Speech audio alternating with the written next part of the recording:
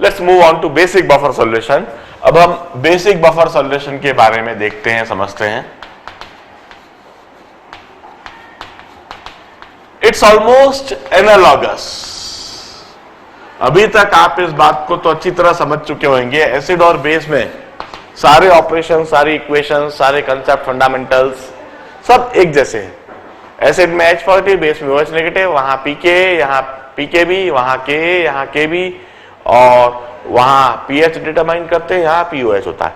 बाकी सब कुछ एक जैसा होता है। Basic buffer solution is any weak base plus it's strong acidic salt, strong acidic salt. Example, weak base BOH और इसका स्ट्रॉन्ग एसिडिक सॉल्ट BCl। अब सारी बातों को जो मैं समझाता हूं, NH4OH और NH4Cl के मिक्सचर से समझाता हूं। NH4OH is a weak base, NH4Cl is a strong acidic salt. That's very much obvious. सबसे पहले NH4Cl के बारे में सोचें। NH4Cl जो कि एक सॉल्ट है, जो कि एक स्ट्रॉन्ग इलेक्ट्रोलाइट है, और एक्वस सॉल्यूशन में यह ऑलमोस्ट कंप्लीटली डिसोसिएट होता है, पूरी तरह से डिसोसिएट होकर अमोनियम आयन और क्लोराइड आयन दे देगा। अमोनियम आयन वहां पर उतने ही होंगे जितने NH4Cl डाले गए हैं, और यह रिएक्शन पूरी तरह से फॉरवर्ड डायरेक्शन में जाएगी। इसीलिए मैंने सिर्फ फॉरवर्ड एरो ही दिखा रखा है, कोई बैकवर्ड एरो नहीं दिखाया। जबकि NH4OH के बारे में क्या सोचते हो? NH4OH जो कि एक वीक बेस है, वीक बेस होने की वजह से यह पहले ही काफी कम डिसोसिएट होता था, मगर अब NH4Cl के वहां पर ऑलरेडी मौजूद होने से, NH4Cl के द्वारा अमोनियम आयन वहां पर ढेर सारे ऑलरेडी आ जाने से, और इस अमोनियम आयन के कॉमन हो जाने से वहां पर कॉमन आयन इफेक्ट लगेगा, और उस कॉमन आयन इफेक्ट की वजह से यह NH4OH उतना भी डिसोसिएट नहीं हो पाएगा जितना प्योर कंडीशन में 1-1.5% डिसोसिएट होता था। अब तो पूरी तरह से सप्रेस हो जाएगा। यह reaction almost completely backward direction में जाएगी, वहां पर NH4OH ऑलमोस्ट अनडिसोसिएटेड दिखेगा। इस वजह से हम कहेंगे अमोनियम आयन कंसंट्रेशन वहां पर उतना ही दिखेगा जो कि सॉल्ट का कंसंट्रेशन है, और NH4OH कंसंट्रेशन वहां पर उतना ही दिखेगा जितना बेस का कंसंट्रेशन है। अमोनियम आयन कंसंट्रेशन लगभग वहां सॉल्ट के कंसंट्रेशन के बराबर दिखेगा, और NH4OH कंसंट्रेशन वहां पर बेस के बराबर दिखेगा, क्योंकि बेस ऑलमोस्ट डिसोसिएट हुआ ही नहीं है और सॉल्ट ने पूरी तरह से डिसोसिएट होकर ढेर सारे अमोनियम आयन दिए हैं। अब once again the same logic, यदि वहां पर NH4OH है तो NH4OH की Kb वैल्यू और Kb डेफिनेशन को होल्ड करना चाहिए। हम NH4OH का Kb definition, dissociation constant of NH4OH, वह डेफिनेशन लिखते हैं। हम कहते हैं कि कहीं पर भी यदि अमोनियम हाइड्रोक्साइड है, अमोनियम आयन है, तो वहां पर Kb डेफिनेशन और Kb वैल्यू को हमेशा होल्ड करना चाहिए। This is the Kb value and the Kb definition, ammonium ion into hydroxyl ion upon NH4OH। I will rearrange this in order to get the hydroxyl ion concentration. Solution के अंदर hydroxyl ion concentration बिल्कुल fix हो जाएगा। Hydroxyl ion concentration is Kb into NH4OH upon ammonium ion concentration. This is the hydroxyl ion concentration that would be present in the solution. अब Kb fix है, Kb constant है base के लिए, NH4OH भी बिल्कुल fix हो गया है, क्योंकि आपने बेस फिक्स अमाउंट पे डाला है, जितना आप डाल रहे हो वो आपको पता है। अमोनियम आयन भी वहां फिक्स है, कांस्टेंट है, क्योंकि आप कितना सॉल्ट डाल रहे हो ये भी फिक्स हो चुका है। मतलब हाइड्रोक्सिल आयन कंसंट्रेशन उस सॉल्यूशन के लिए बिल्कुल फिक्स हो चुका है, जो कि इस इक्वेशन के द्वारा डिटरमाइन करा जा सकता है। इस सॉल्यूशन का हम पीओएच डेफिनेशन लिख सकते हैं, and in order to write the pOH definition I take negative log of hydroxyl ion concentration on both sides. I take negative log of Kb into NH4OH upon ammonium ion. इस तरीके से मैंने negative log both the sides ले लिया। Minus log of hydroxyl ion की जगह पर मैं पीओएच लिख देता हूं।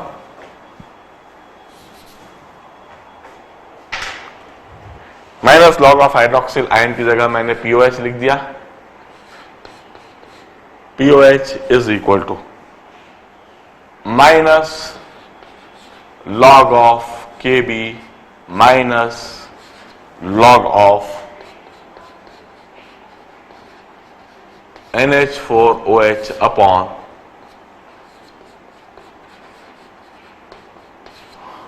Ammonium ion. POH is equal to minus log of KB की जगह मैं लिखता हूं PKB minus log of NH4OH upon ammonium ion की जगह plus log of ammonium ion upon NH4OH. I'll rewrite this equation in this manner. POH is equal to PKB plus log of ammonium ion की जगह पर लिख दिया जाना चाहिए salt, क्योंकि वहां पर उतने ही अमोनियम आयन है जितना सॉल्ट है, और NH4OH की जगह पर लिख दिया जाना चाहिए base, and this is the equation that gives me the pH or the POH of buffer solution. सबसे पहली बात, the principle of basic buffer solution is once again common ion effect. Principle of basic buffer solution is once again common ion effect. Common ion effect की वजह से ही वहां पर ammonium ion fix हो जा रहा है, NH4OH फिक्स हो जा रहा है, और हाइड्रोक्सिल आयन कॉन्सेंट्रेशन फिक्स हो जा रहा है। And this is the equation by which we'll obtain the pH value of any basic buffer solution. We call this equation as Henderson's equation. Henderson's equation for basic buffer solution. Basic buffer solution के लिए इस equation को हम हेंडरसन्स equation कहते हैं। Observe that the course adjustment of pOH value is done by choosing the appropriate base. हम एक appropriate, एक सही बेस चुनेंगे, उस बेस का पीकेबी वैल्यू देखेंगे, और उस पीकेबी वैल्यू से कोर्स एडजस्टमेंट तो पहले हो जाएगा पीओएच का, and the fine adjustment is made by choosing the appropriate salt and base ratio. इस तरीके से हम किसी भी बेसिक बफर सॉल्यूशन का पीएच या पीओएच निर्धारित करते हैं। अब अंतिम पॉइंट बेसिक बफर सॉल्यूशन के लिए जो कि सबसे महत्वपूर्ण है, that is action of buffer. Why we are calling it a buffer solution? How do this solution maintains the pH nearly constant? इसमें चाहे एसिड डाला जाए चाहे बेस डाला जाए, पीएच में कोई खास फर्क नहीं पड़ेगा। कैसे, किस तरीके से यह सॉल्यूशन पीएच को नियरली कांस्टेंट बनाए रखेगा? सबसे इंपॉर्टेंट पॉइंट है एक्शन ऑफ बफर। हमें यह समझना है अपॉन एडिशन ऑफ एसिड और upon addition of base, addition of acid और एडिशन ऑफ बेस करने पर, this situation 1, this situation 2, acid या बेस डालने पर किस तरीके से यह बफर सॉल्यूशन पीएच को नियरली कांस्टेंट रखेगा। जब हमने कोई स्ट्रॉन्ग एसिड डाली, स्ट्रॉन्ग एसिड से ढेर सारे H पॉजिटिव आयन आ जाएंगे। जब हमने कोई स्ट्रॉन्ग एसिड डाली, स्ट्रॉन्ग एसिड से ढेर सारे H पॉजिटिव आयन आ जाएंगे। अब जरा सोचिए क्या होगा, वहां पर बेस ऑलरेडी मौजूद है, वहां पर बेस ऑलरेडी है और आपने एसिड डाली है। हमारे पिछले आर्टिकल में, पिछले लेक्चर में मैंने यह बात बताई है, एसिड और बेस को एग्जिस्ट नहीं कर सकते। एसिड और बेस जब भी एक साथ आएंगे आपस में रिएक्ट करेंगे, न्यूट्रलाइजेशन रिएक्शन देंगे और वह रिएक्शन हमेशा फॉरवर्ड डायरेक्शन में होगी। इधर भी वही होना है। आपने एसिड डाला है, वहां पर ऑलरेडी बेस है NH4OH, यह एसिड और बेस आपस में रिएक्ट करके अमोनियम आयन और वाटर दे देंगे और इस तरह से एसिड से आने वाले सारे H पॉजिटिव आयन वहां से डिसअपियर हो जाएंगे, वहां कंज्यूम हो जाएंगे, वहां नहीं ठहर सकेंगे और इस तरह से pH वहां पर नियरली कांस्टेंट बना रहेगा। pH में हल्का सा फर्क आएगा क्योंकि NH4OH में फर्क आ रहा है, अमोनियम आयन में फर्क आ रहा है, मगर वो जो वेरिएशन होएगा नेग्लिजिबल होएगा। किस तरह से नेग्लिजिबल होएगा उसको हम इलस्ट्रेटिव प्रॉब्लम में अभी देखने वाले। तो next is addition of base. जब कोई बेस डाला जाएगा इस सॉल्यूशन के अंदर, कोई बेस डालने पर उस बेस से ढेर सारे हाइड्रोक्सिल आयन आएंगे। ये हाइड्रोक्सिल आयन भी वहां ठहर नहीं सकेंगे। आपने जो भी बेस डाला है उस बेस से जो भी हाइड्रोक्सिल आयन आए हैं, ये हाइड्रोक्सिल आयन सारे इस अमोनियम आयन के साथ में कंबाइन करके बैकवर्ड रिएक्शन देंगे, NH4OH देंगे। मैं पहले ही बता चुका हूं कि यह reaction almost completely backward direction में होती है। अमोनियम आयन वहां ऑलरेडी है, सॉल्ट से आए हुए हैं, हाइड्रोक्सिल आयन स्ट्रॉन्ग बेस से आ गए, यह स्ट्रॉन्ग बेस से आए हुए हाइड्रोक्सिल आयन अमोनियम आयन के साथ में कंबाइन करके NH4OH दे देंगे और वहां से हाइड्रोक्सिल आयन गायब हो जाएंगे, डिसअपियर हो जाएंगे और इस तरह से उस सॉल्यूशन का pH नियरली कांस्टेंट बना रहेगा। हल्का सा वेरिएशन आएगा मगर कोई खास वेरिएशन नहीं होएगा, pH would be nearly constant. This is the effect of addition of base and this is the buffer action. In this manner this basic buffer solution would maintain the pH nearly constant. And once again, for this buffer solution as well, we used to define buffer capacity.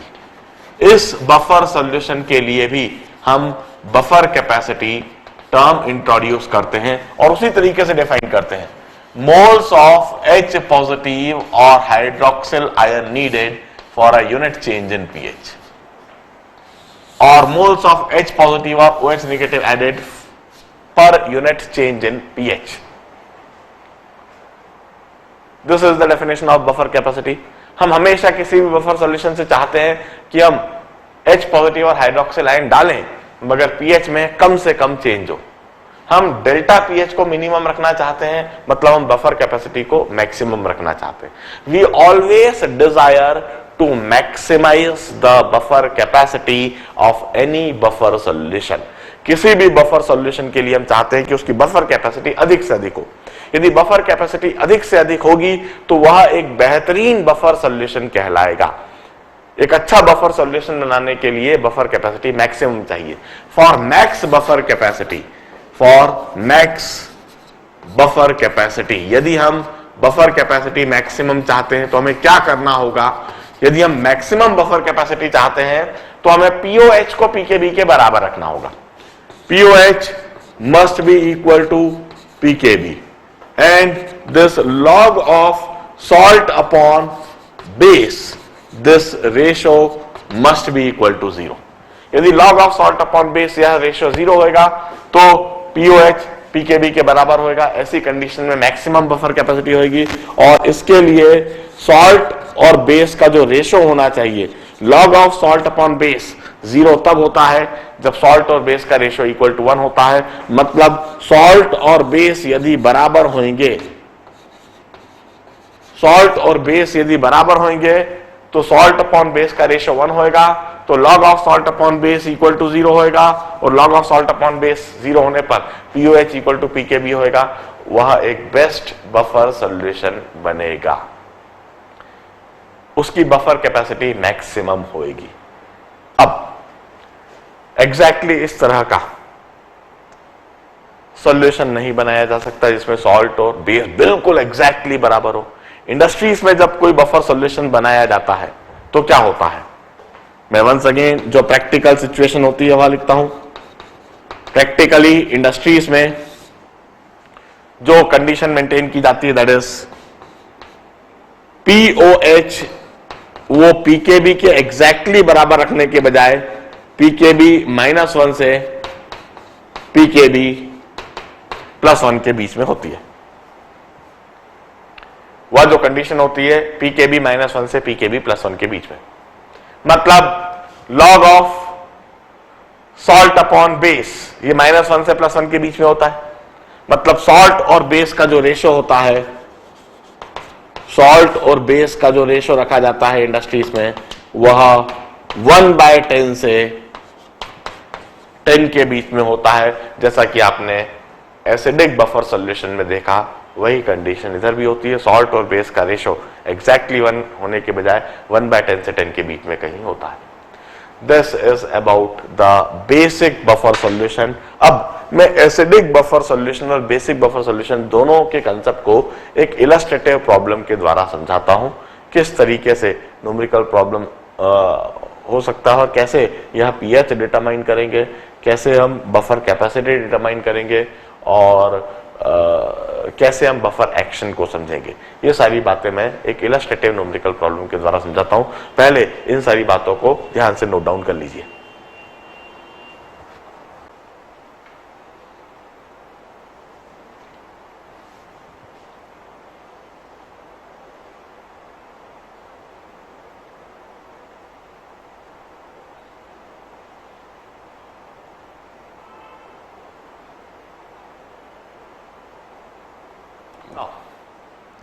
Let me illustrate this concept of buffer solution by a numerical problem. मैं एक problem कराता हूं, बड़े ध्यान से देखें और सारी ही बातें पूछूंगा और सारी ही बातें समझाऊंगा। एसिटिक एसिड से ही समझाता हूं। Ka of acetic acid is known to us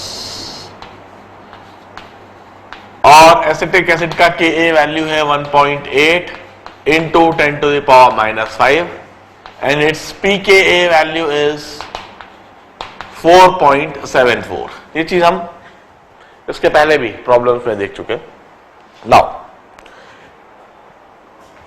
if I prepare a buffer solution by mixing 0.1 mole of acetic acid with 0.2 moles of sodium acetate in 5 liters water. What would be the pH of this buffer solution? This is my first problem.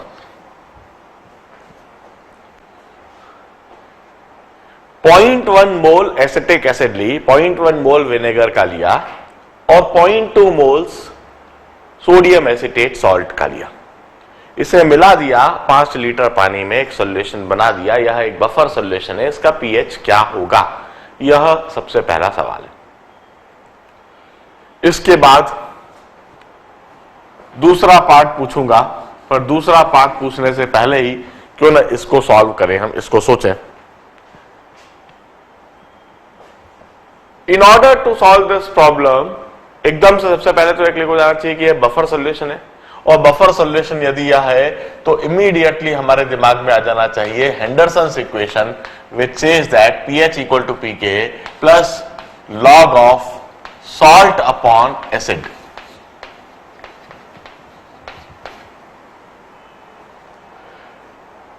Immediately Henderson's equation हमारे दिमाग में आना चाहिए, हमें इसे apply करना चाहिए। pH equal to pK, pK value दे रखी है इसलिए बड़ी अच्छी बात है 4.74 plus log of salt, salt का कॉन्सेंट्रेशन हम लिखेंगे 0.2 मोल्स अपॉन 5, एसिड का कॉन्सेंट्रेशन हम लिखेंगे 0.1 अपॉन 5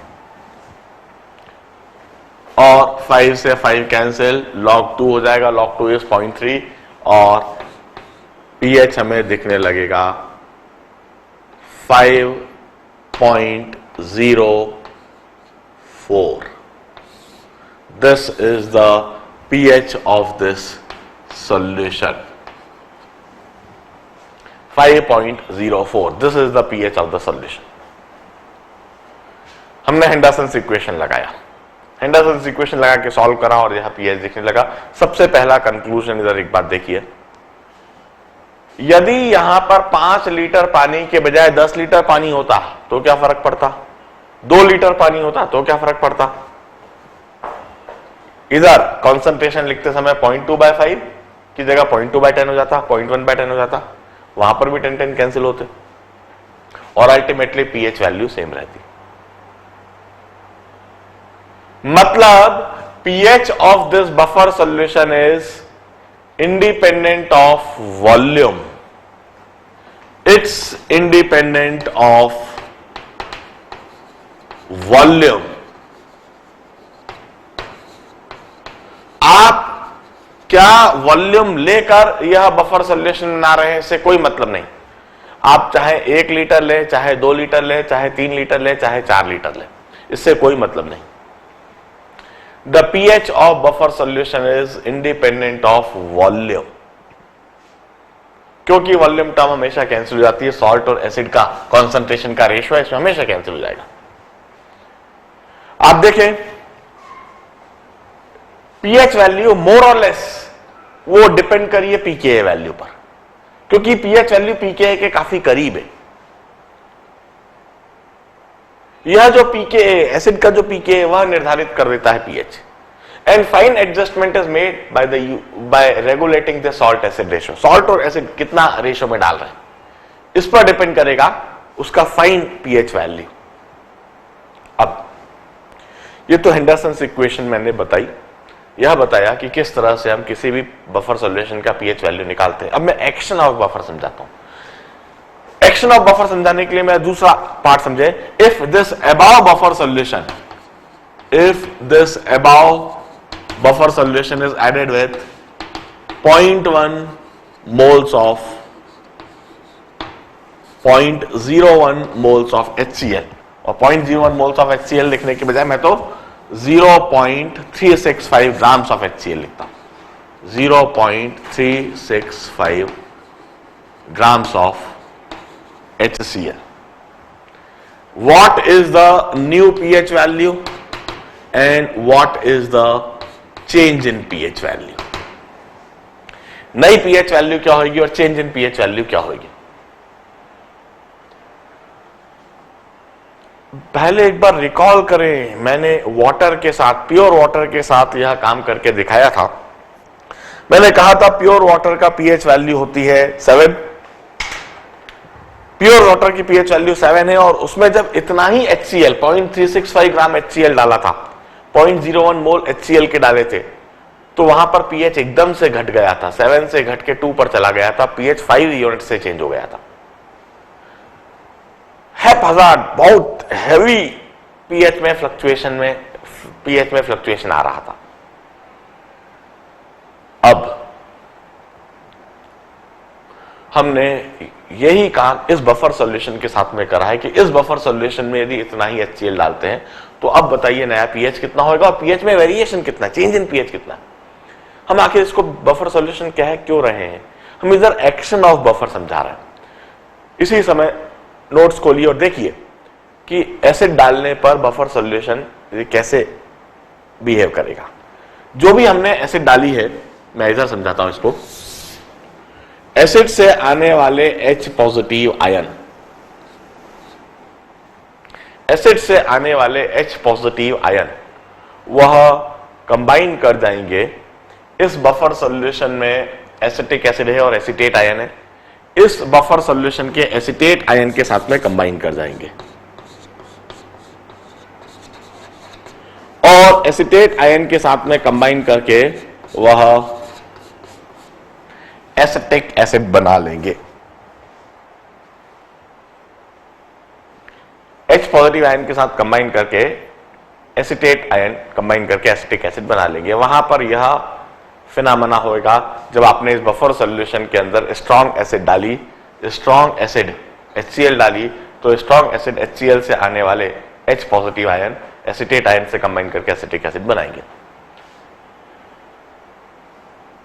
अब कितना होगी ये रिएक्शन? HCl से आने वाले H पॉजिटिव आयन है 0.01 मोल, हमने मोल्स में कन्वर्ट कर दिया। 0.365 ग्राम है, 0.365 ग्राम को मॉलिक्यूलर वेट से डिवाइड करा, 36.5 से डिवाइड करा, 0.01 मोल, और जितने मोल HCl के उतने ही मोल H पॉजिटिव आयन के, 0.01 मोल H पॉजिटिव आयन के। एसिटेट आयन के कितने मोल है? एसिटेट आयन के उतने ही मोल है जितने सॉल्ट के हैं, 0.2 मोल्स एसिटेट आयन के हैं और एसिटिक एसिड के 0.1 मोल्स हैं। वहां पर H positive ion acetate ion के साथ कंबाइन करेंगे।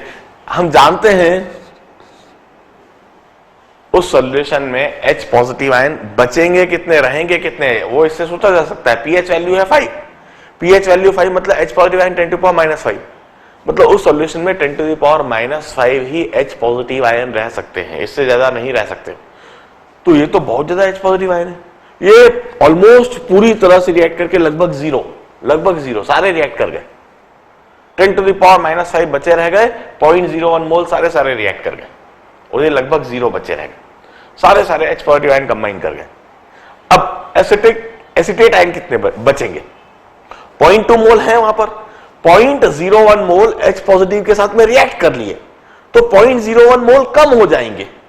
0.01 मोल कम होकर अब वहां पर बचे रह जाएंगे 0.19 मोल। 0.19 मोल एसिटेट आयन के बचे रह जाएंगे,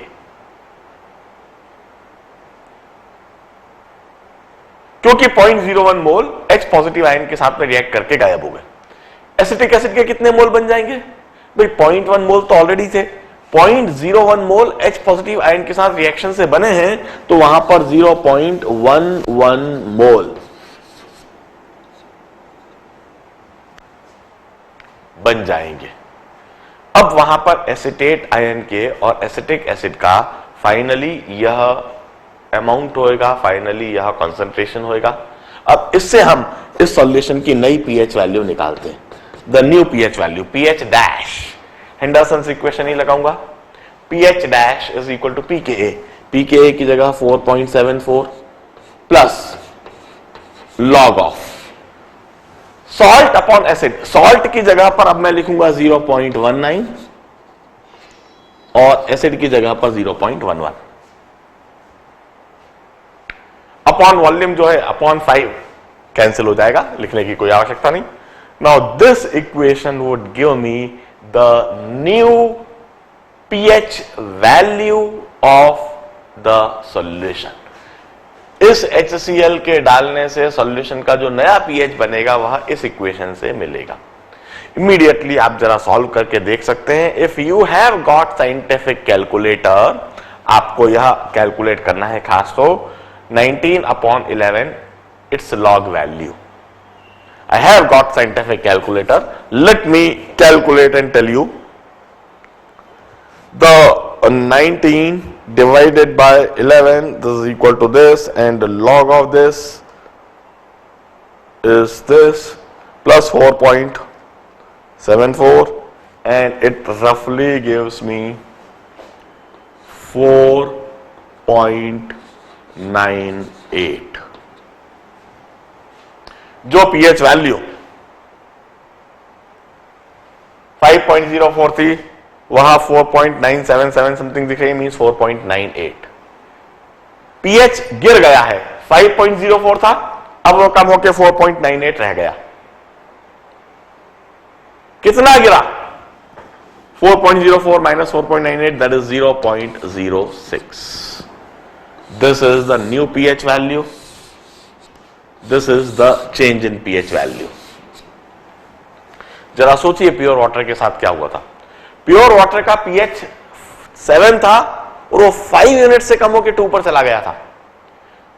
इस बफर सॉल्यूशन में जब इतना ही HCl डाला, इस बफर सॉल्यूशन में जब इतना ही HCl डाला, pH गिरा जरूर है, 5.04 से 4.98 हुआ है, मगर उतना नहीं गिरा, चेंज इन पीएच रहा मात्र 0.06। This is small change in pH, small variation in pH, small fluctuation in pH. हम कहते हैं इस बफर सॉल्यूशन ने पीएच को नियरली कांस्टेंट बनाए रखा है, इसीलिए हम इसे बफर सॉल्यूशन कह रहे हैं। इसमें आपने एसिड डाला मगर पीएच में कोई खास फर्क नहीं। This is the action of buffer. Here I can also calculate buffer capacity. मुझसे यदि बफर कैपेसिटी पूछी जाती तो मैं बफर कैपेसिटी भी इधर लिख सकता हूं।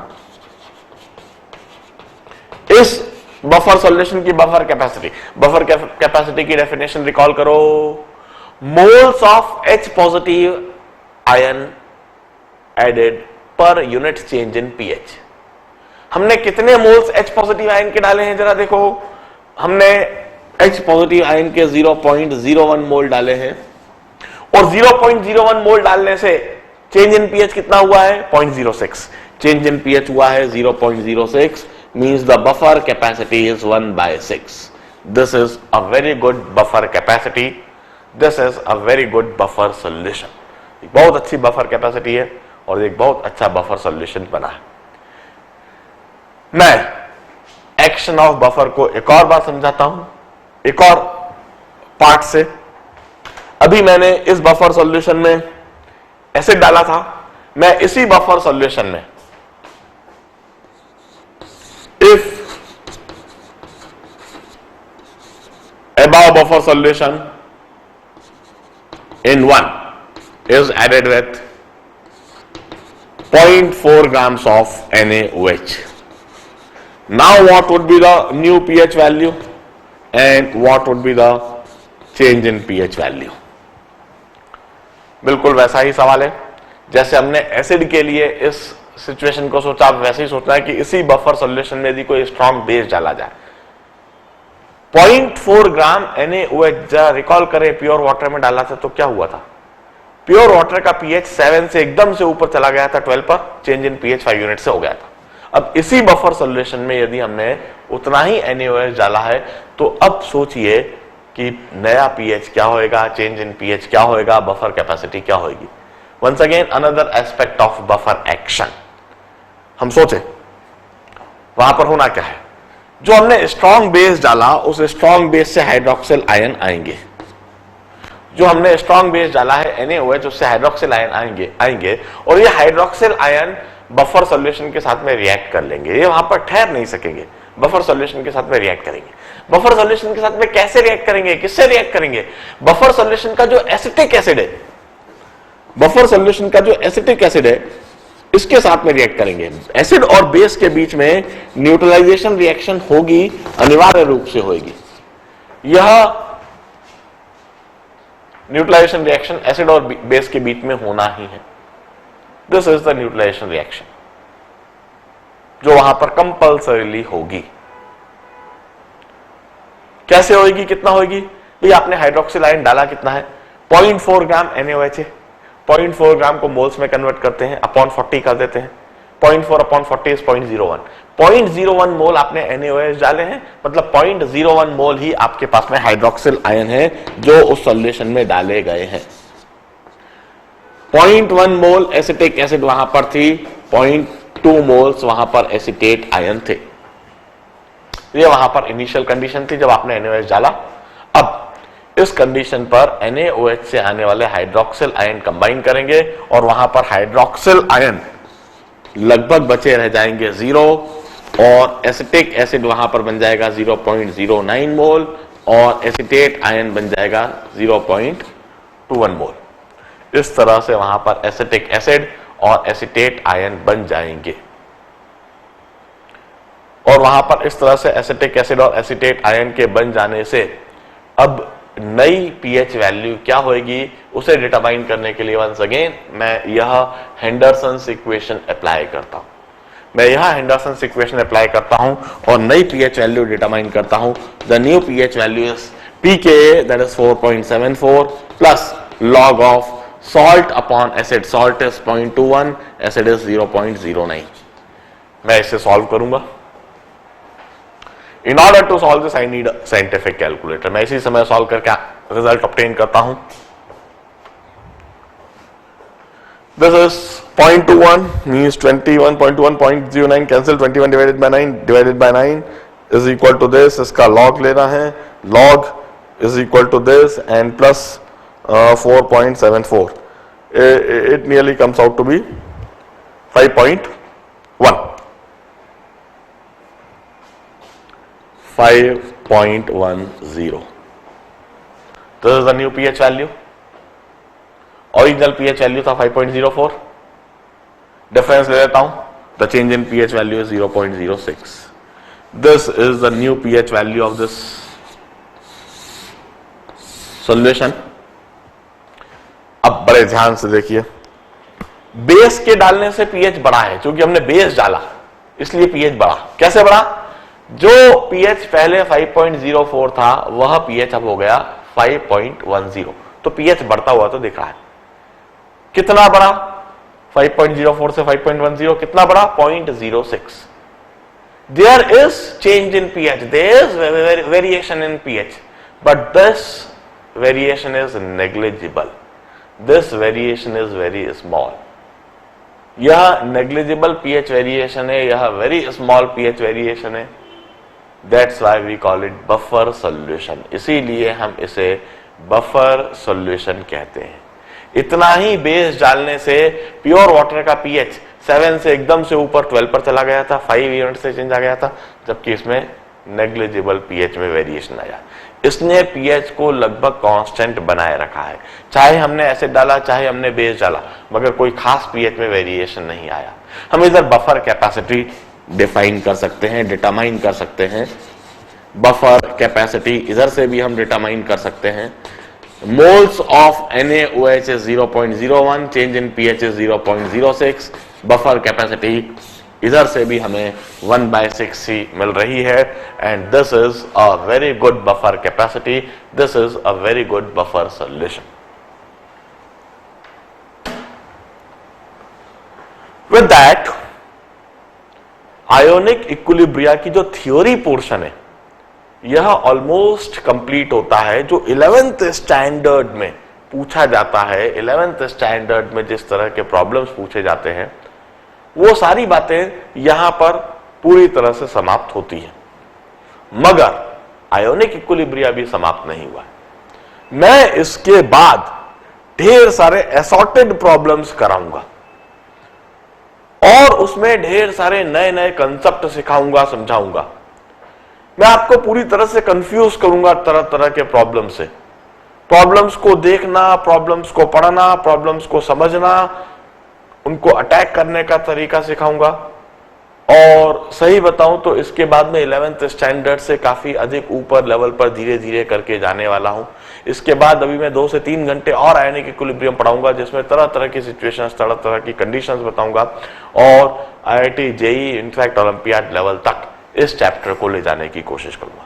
पहले इसे नोट डाउन कर लीजिए और इसके बाद अब हम आयोनिक इक्विलिब्रियम पर असॉर्टेड प्रॉब्लम्स, अलग अलग टॉपिक्स पर प्रॉब्लम्स, अब हम खिचड़ी बनाना चालू करेंगे। एक तरीके से आपको कंफ्यूज करने की कोशिश करूंगा मैं कि इधर ऐसा क्यों करा, इधर ऐसा क्यों करा, यह तरह तरह की बात बताऊंगा। Please note it down.